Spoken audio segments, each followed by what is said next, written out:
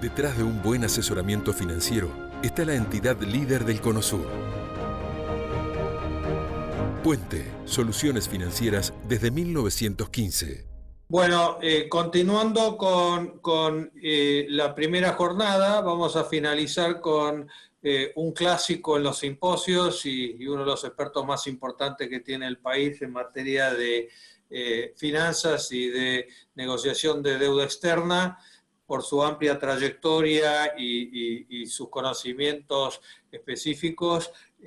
Agradecemos la presencia del amigo Daniel Marx. Lo presento muy rápidamente porque prácticamente no necesita introducción. Daniel Marx es el director ejecutivo de Quantum Finance, una firma de asesoramiento financiero con base en Buenos Aires. Tiene amplia trayectoria en el ámbito privado, público y en el ámbito estatal a través de su ejercicio como secretario de Finanzas, habiendo trabajado también en renegociación de deuda externa, es un amplio conocedor de los bemoles de eso y de la negociación con organismos financieros internacionales. Así que, sin más, aparte de una trayectoria bancaria que prefiero no nombrar por lo largo y extenso, le doy la palabra a Daniel y les pido que manden sus preguntas porque después de una presentación, Daniel también ha accedido gentilmente a contestar preguntas. Muchas gracias y Daniel, adelante. Bueno, buenas tardes, Douglas y todos los amigos del IAEF, porque ciertamente la amistad es mutua. Yo creo que, digamos, voy a hacer muy breves comentarios sobre el tema y más bien me gustaría que lo hagamos bastante más interactivo a través de otros comentarios que reciba y preguntas y respuestas que podrán seguir también de forma simultánea. Comentarios son, Argentina como país viene de una recesión prolongada, viene con episodios recurrentes de salidas de capitales, ciclos económicos muy marcados, pero con una trayectoria que de hace muchísimo tiempo es problemática. Y entonces tenemos a la volatilidad, se le agrega la tendencia, y en ese sentido yo creo que lo que estamos haciendo con la materia de deuda en estos momentos debería servir para sentar las bases para una cuestión que signifique un cambio más integral y poder cambiar la historia respecto a donde veníamos.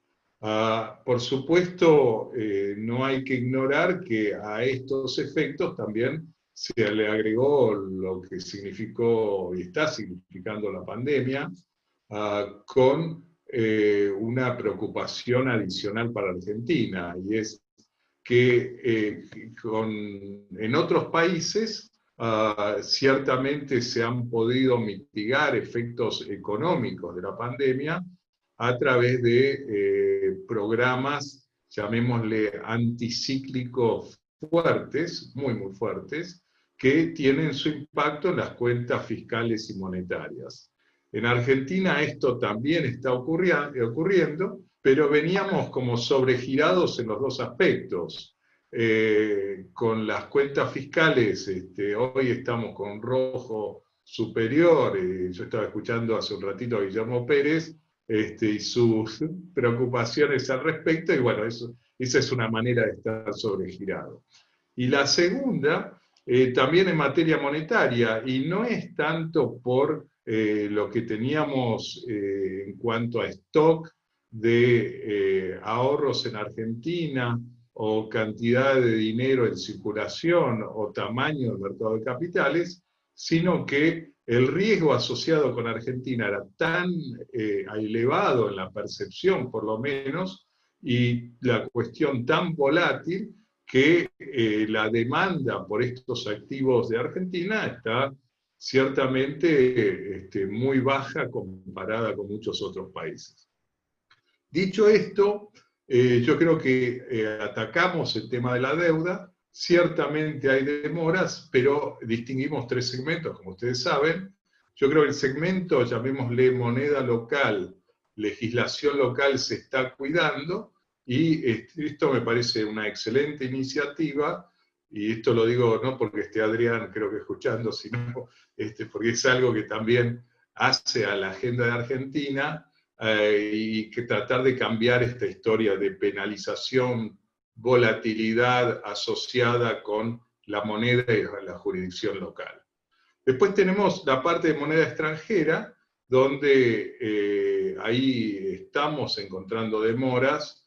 Las demoras son atribuibles a distintas razones, pero estas demoras tienen un costo sustancial sobre la economía y son más evidentes ahora en la pandemia, y serán más evidentes si persisten después de la pandemia. ¿Por qué? Porque, bueno, esto ya involucró una cantidad de dinero que se ha usado, involucró también una serie de efectos colaterales, me parece, no menores, que tenemos que cuidar para adelante. Entre ellos, bueno, volvió algún goteo de los depósitos en dólares, seguimos teniendo presiones cambiarias y una llamada no liquidación como esperada de, por ejemplo, las exportaciones,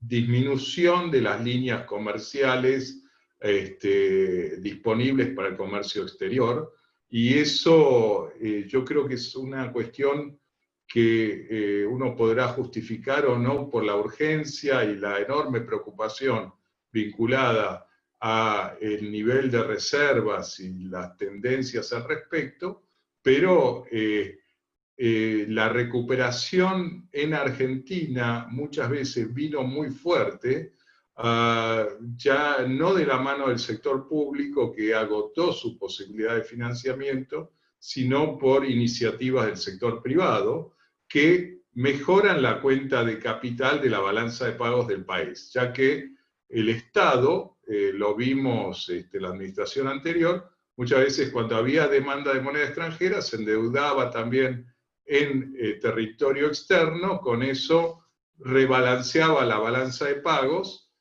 para decirlo así, y daba una estabilidad cambiaria por un tiempo. Ahora este mecanismo no está disponible, va a estar menos disponible, yo creo, para el futuro inmediato de las finanzas del gobierno nacional, pero digamos, hoy nos encontramos con la paradoja que la cuenta corriente de la balanza de pagos está mejorando, sí con un costo de recesión no menor, pero la cuenta capital sigue en territorio negativo. Y eso es parte neutralizable con menos salidas de capitales, pero mucho más con deseos de inversión en Argentina que pueda hacer el sector privado.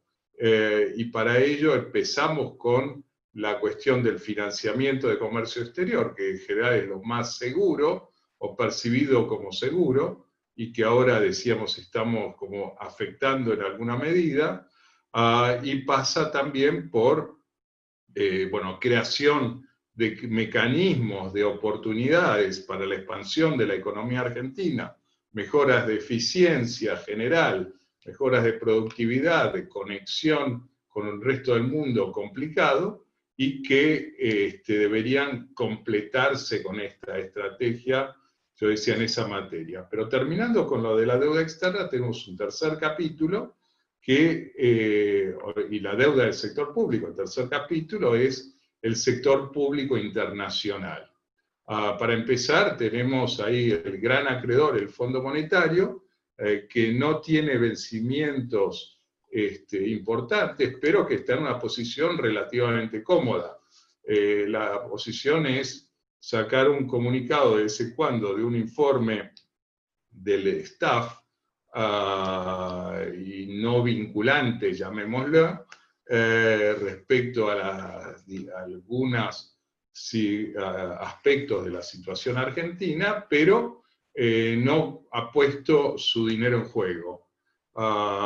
Y yo creo que eso es requerido para cerrar el programa financiero de la Nación de mediano plazo en primera instancia, es requerido por algunos para, por lo menos, tener una visión más, no diría la correcta necesariamente, pero una visión más sobre estado y perspectivas de la economía argentina, y es requerido también para desbloquear otros accesos, ya sea, por ejemplo, ciertos programas o nuevos créditos del Banco Mundial, BID, y reestructurar efectivamente lo que haya del Club de París.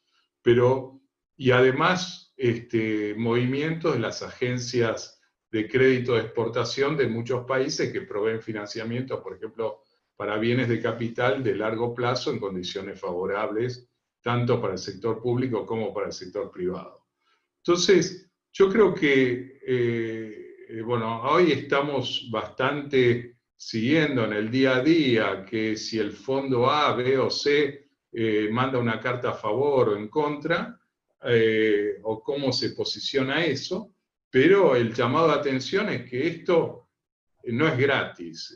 El tiempo juega en contra para las dos partes.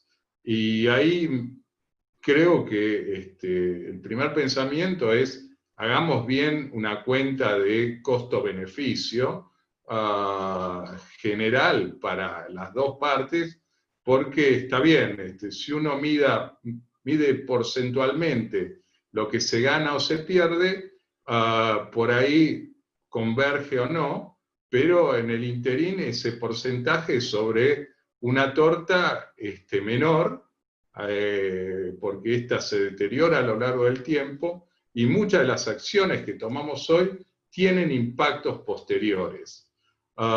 Y eso nos llama también a lo segundo, que es, tengamos, o reitero también en cuenta que arreglar la deuda y olvidarse del estado de la economía del país, no digo que sea el caso,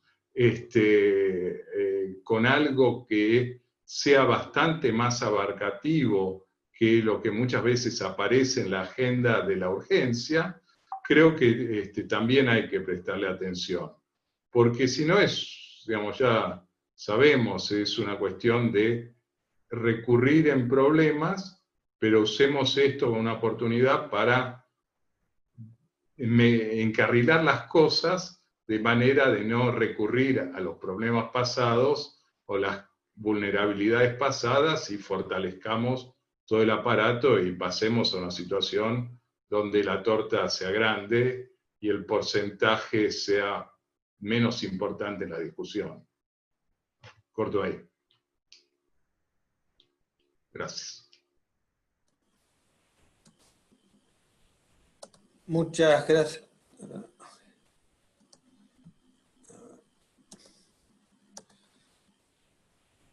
No sé si me escuchan. Sí, Douglas, yo te escucho. Bueno,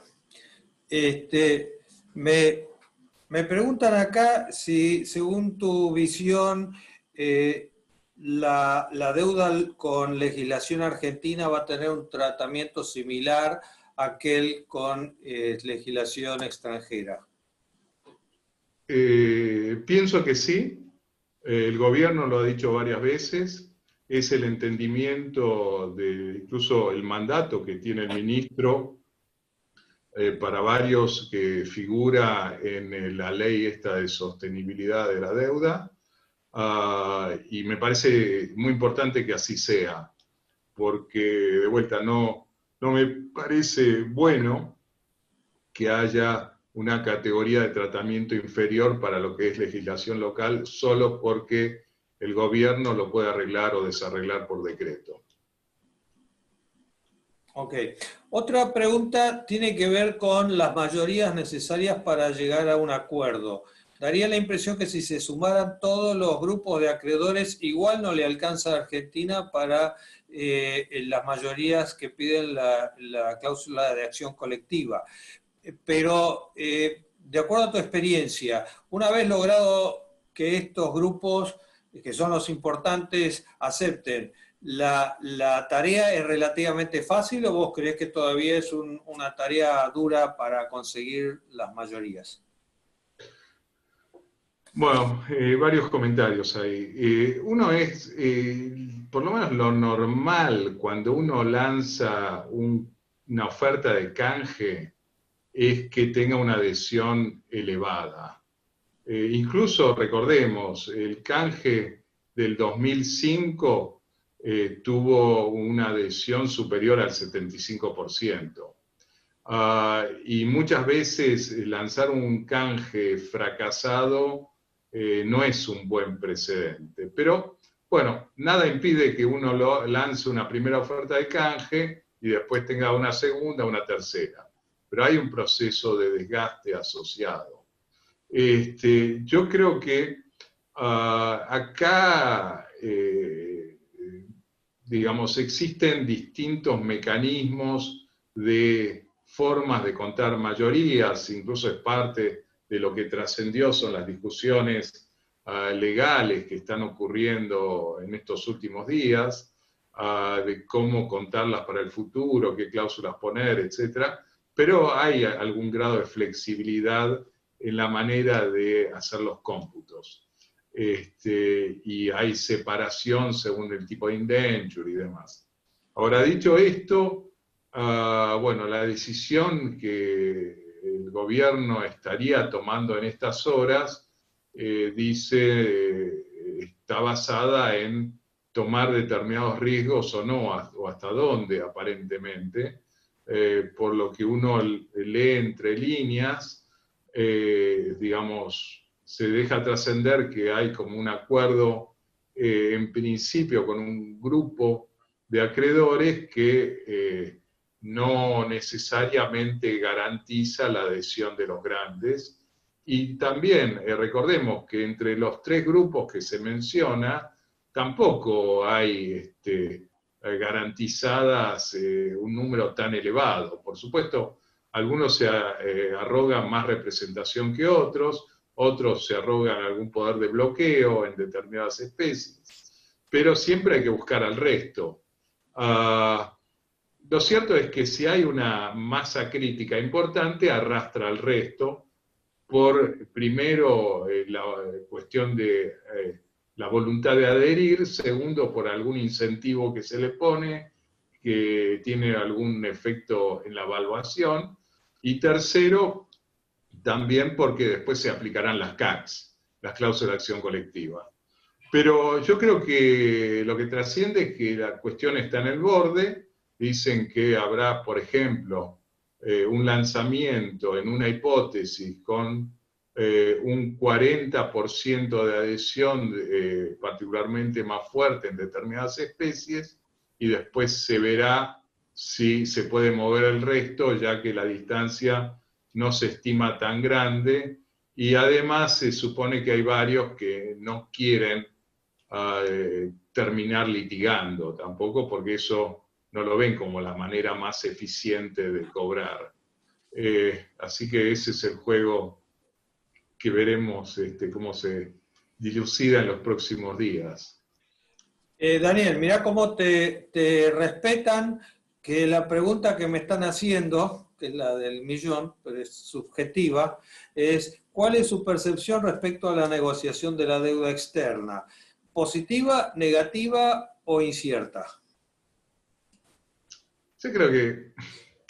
No voy a responder directo, pero digamos, hay que estar ahí para empezar.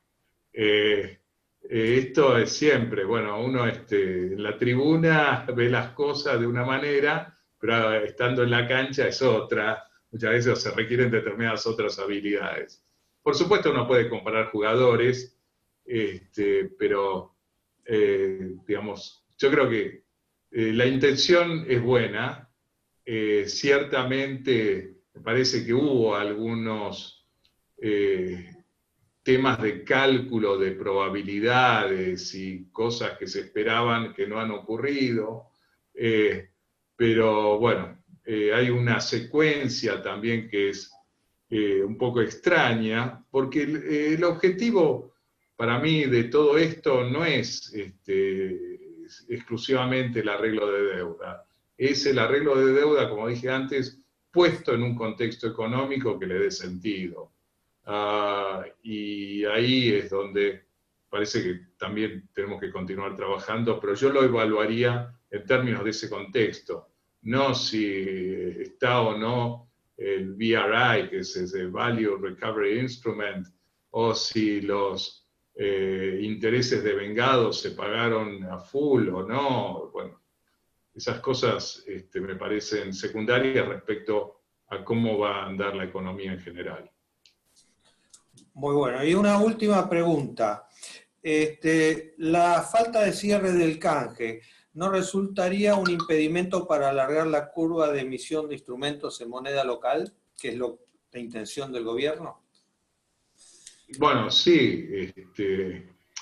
Cuanto más se baje la incertidumbre y menos se vea la economía sujeta a vaivenes que no controla, en gran medida armada con alguna fortaleza futura, eso mejora sustancialmente las posibilidades de acceso al mercado local en moneda local y también esto dado por mayor oferta de fondos.